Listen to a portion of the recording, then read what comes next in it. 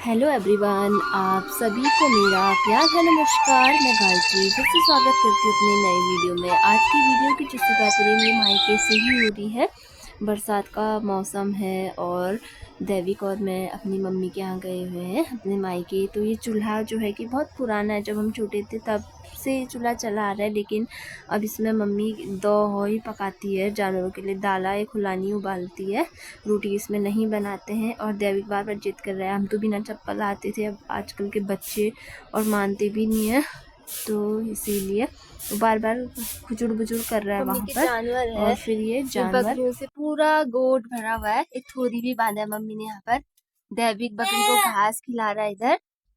यहाँ पे पहले मेरी मम्मी भैंस बांधती थी, अब लेकिन भैंस मम्मी ने दूसरी गोट में बांध दिया है। यहाँ पे पूरी बकरियां ही बकरियां हैं। अब जो है कि चूल्हे में चूल्हे से मैं आग जला रही हूँ। चूल्हे से एकदम सिलक रहा नहीं है, क्योंकि चूल्हे थोड़े गीले टाइप के हो रखे हैं, सीलन आ रखी है, तो मैं उसमें जो है कि पॉलीथीन से आग जला रही हूँ। यहाँ पर ससुराल में तो बहुत कम जलाती हूँ, क्योंकि सब अंगीठी का प्रयोग बहुत कम करते हैं हम लोग, गैस में ही करते हैं। तो फिर अब मायके में तो होता ही ना, जानवर है तो इसीलिए यूज़। आग वाग जला के हम लोग चले गए गोट की तरफ। दैविक बकरियों से खुचुर बुचुर करने में लग रखा है। सारे गुप्ते वाले बना के रखे हैं गाय भैंसों के लिए, क्या बोलते हैं, जैसे ही मच्छर के उपचार के लिए होते हैं ये। इसको प्लेन्स में तो कंडे कहते हैं, वहाँ भूसा मिक्स करके बनाते हैं, लेकिन जो पहाड़ों में है प्योर गोबर से ही इसको बनाया जाता है। और गोट में ही लगाते हैं इसको, बाहर इधर उधर नहीं रखते हैं, ये अपने आप सूखते जाते हैं। और जिस टाइम हमें यूज के लिए जरूरत पड़ती है तो यहीं से निकाल के ले जाते हैं इन्हें।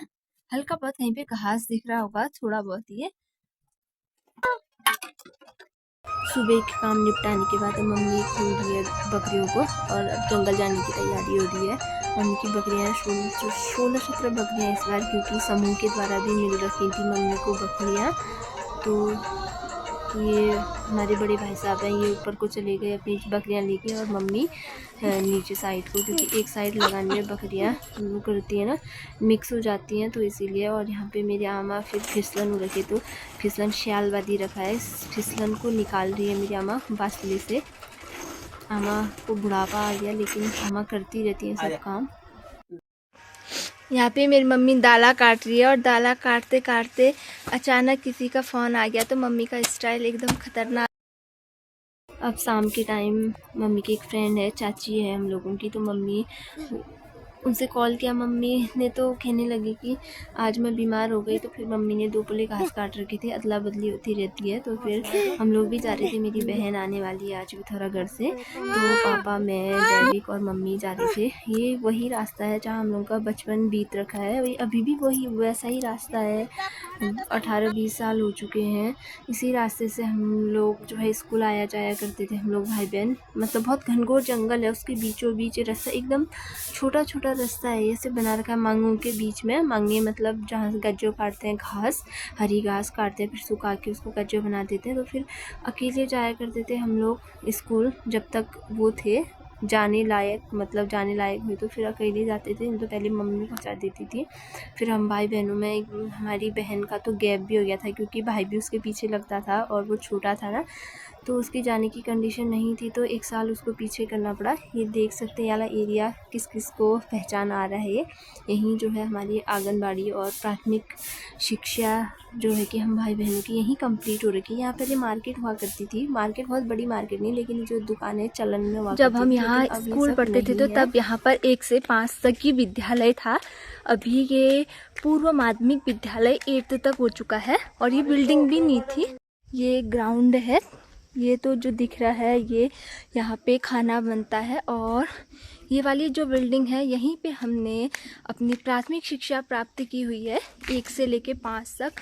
बहुत डिफ़िकल्टीज थी, क्योंकि रास्ता बहुत बेकार था, तो फिर हम भाई बहनों की सभी की लगभग स्कूलिंग 1 से 5 तक यहीं पर हुई है। हम सभी भाई बहनों की स्कूलिंग यहीं से हुई है 1 से 5 तक की।